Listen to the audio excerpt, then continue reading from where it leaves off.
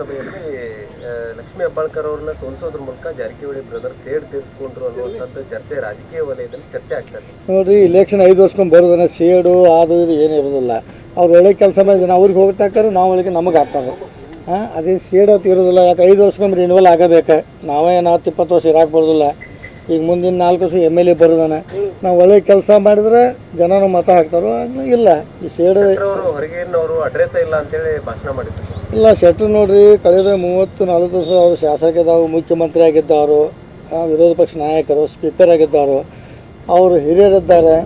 ಅವ್ರ ಬಗ್ಗೆ ಅಗೌರವಾಗಿ ಮಾತಾಡೋದ್ರಿಂದ ಈ ಥರ ಆಗಿದೆ. ಯಾಕಂದ್ರೆ ಶೆಟ್ರು ಒಂದು ಒಳ್ಳೆಯವರು, ಸೌಮ್ಯ ಸ್ವಭಾವದವರು. ಅದಕ್ಕೆ ಅವ್ರು ಜನ ಬೆಳಗಾವಿ ಗ್ರಾಮೀಣ ಆಗಲಿ, ಸೌತ್ ಆಗಲಿ, ನಾರ್ತ್ ಆಗಲಿ, ಅವ್ರ ಸ್ವಭಾವ ನೋಡಿ ಜನ ಅವ್ರಿಗೆ ಅಷ್ಟು ಮತ ಹಾಕಿದ್ದಾರೆ. ಒಳ್ಳೆಯವ್ರದಾರ ಶೆಟ್ರು ಅಂತೇಳಿ. ಸರ್, ತಾವು ಈ ಸಲ ಪಕ್ಷೇತರಾಗಿ ಸ್ಪರ್ಧೆ ಮಾಡಿದ್ದೀರಿ. ಮುಂದೆ ಏನಾದರೂ ಯೋಚನೆ ಇದೆನಾ? ಈ ಪಕ್ಷ ನನ್ನ ಚಾಯ್ಸ್, ನಾವು ಪಕ್ಷೇತರ, ಈ ಪಕ್ಷದಿಂದ ಸ್ಪರ್ಧೆ ಈಗ ನಾವು ಪಕ್ಷೇತರ ಇರೋದ್ರಿಂದ ಅಲ್ಲಿ ಪ್ರಿಯಾಂಕಾಗೆ ಸಪೋರ್ಟ್, ಇಲ್ಲಿ ಶೆಟ್ರಿಗೆ ಸಪೋರ್ಟ್. ಒಂದೇ ಪಕ್ಷದಾಗ ಒಂದೇ ಕಡೆ ಕೊಂಡ್ಬೇಕಾಗತ್ತೆ. ಪಕ್ಷೇತರಾಗೇ ಇರೋರು ನಾವು. ಮುಂದಿನ ಬಾರಿ MLC ಪಕ್ಷೇತರ ಸ್ಪರ್ಧೆ ಮಾಡೋರು.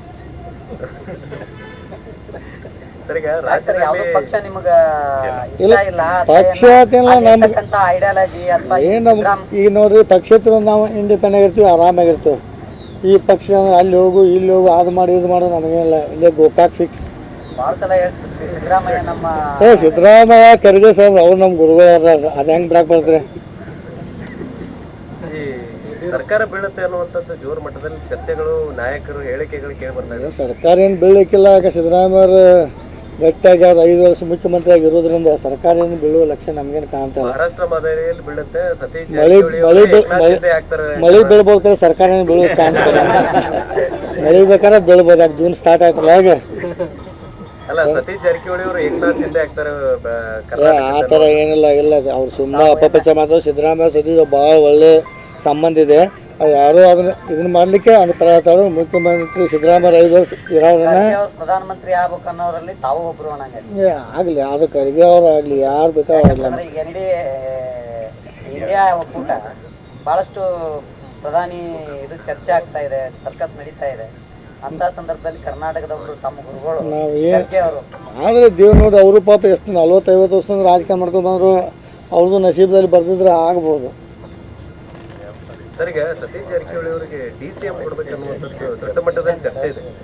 ಅದು ನೋಡ್ಬೇಕ್ರ ಮುಂದೆ. ಅವರು ಕಾಂಗ್ರೆಸ್ ಹೈಕಮಾಂಡ್ ಉತ್ತರ ಕರ್ನಾಟಕ ಭಾಗದಲ್ಲಿ ಅಭಿವೃದ್ಧಿ ಆಗ್ಬೇಕಂದ್ರೆ ಸತೀಶ್ ಜಾರಕಿಹೊಳಿ ಅವರು ಮುಂದಿನ ದಿನ ಸೀನಿಯರ್ ಅಂತ ಬರ್ಬೋದು. ಈಗೇನು ಕೊಡ್ತಾರೆ ಗೊತ್ತಿಲ್ಲ, ಬಟ್ ಮುಂದೆ ಬರ್ಬೋದು. ಯಾಕಂದ್ರೆ ಅವರು ಸೀನಿಯರ್ ಇರೋದ್ರಿಂದ, ಯಾಕಂದ್ರೆ ನಮ್ಮ ಈ ರಾಜ್ಯದಲ್ಲಿ ಸ್ವಲ್ಪ ಪ್ರಭಾವ ಇರೋದ್ರಿಂದ ಮುಂದೆ ಕೊಡ್ಬೋದು.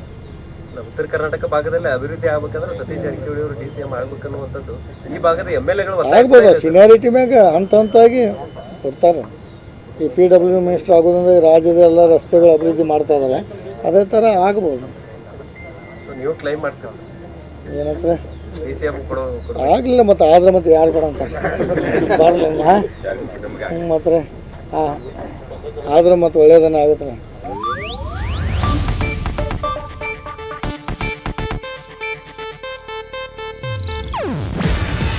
ಇದು ಏಷ್ಯಾನೆಟ್ ನ್ಯೂಸ್ ನೆಟ್ವರ್ಕ್ ಪ್ರಸ್ತುತಿ.